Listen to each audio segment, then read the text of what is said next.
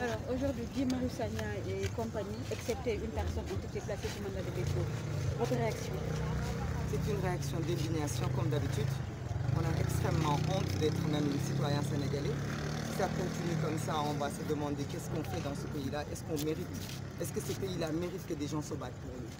Parce que le jour où on se dit l'anniversaire de la mort de Sidi Lamine Niasse, qui était un défenseur des sans-voix, qui est une personne que tout le monde apprécie de par son comportement et de par son patriotisme, on laisse 8 citoyens incarcérés sous mandat de dépôt. Pourquoi?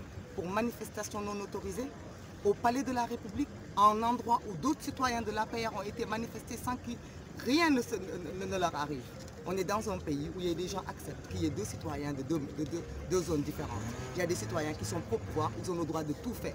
Mais les citoyens qui sont dans l'opposition, on est tous en liberté provisoire.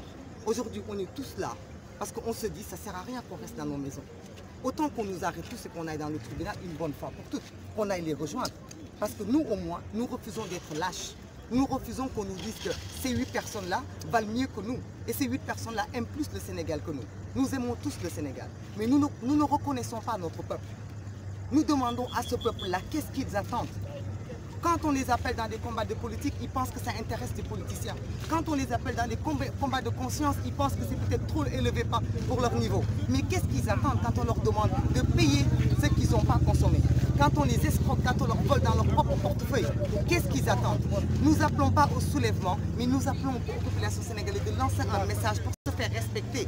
Parce que jusqu'à quand ces dirigeants vont continuer à piétiner nos droits, à nous manquer de respect? Il peut y avoir 10 Guy Marius Sagna, 10 Babacar Diop, il peut y en avoir 500 jeunes. Mais tant que le peuple ne s'est pas levé d'un seul homme, ces gens-là ne respecteront pas cette population-là. Et ça ne sert à rien d'aller à des élections si on ne se fait pas respecter en tant que citoyen. Alors ci wolof Guy Marius Sagna ñi mu ànd dañ leen placé sous mandat de dépôt lan ngay wax ci loolu? waaw di ko naqarlu ndaxte Guy Marius Sagna Babacar Diop ñoom Leuz def teg li ñu def waa APR ñoo ko njëkk a def.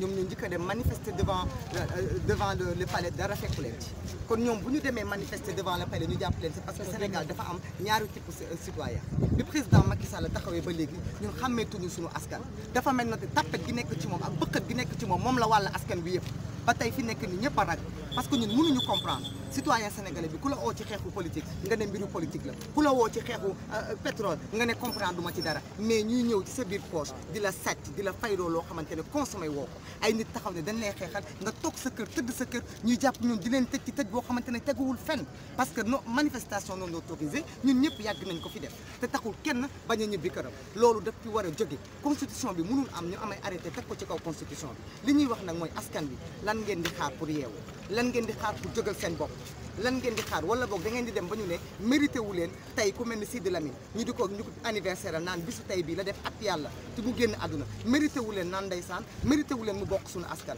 est-ce que ñi tëdd kaso tey est-ce que loolu sax jaroon na ko loolu nag askan bi rek moom moo ci mën a tontu ni mu ciy tontoo mooy mu jóg fekk si ñiy xeex ci terrain bi jàppale leen ci xeex.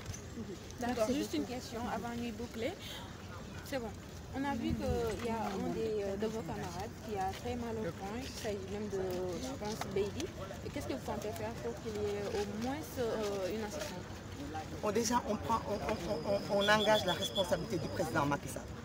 Tout ce qui va arriver à ce jeune-là, c'est lui qui est responsable de ça. Parce qu'en 2012, avant que le président Macky Sall n'accède à ce pouvoir-là, les gens se sont battus pour lui.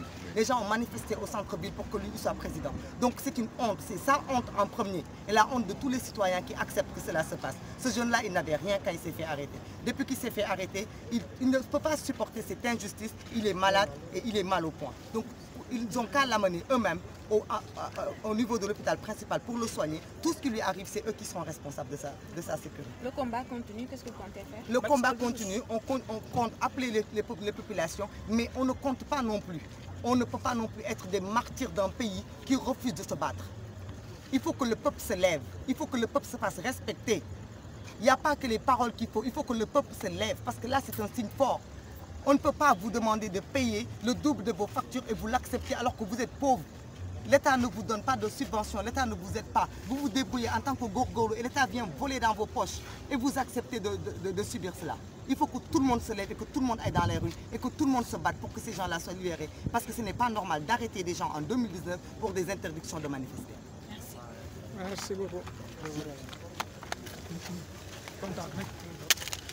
Très bien.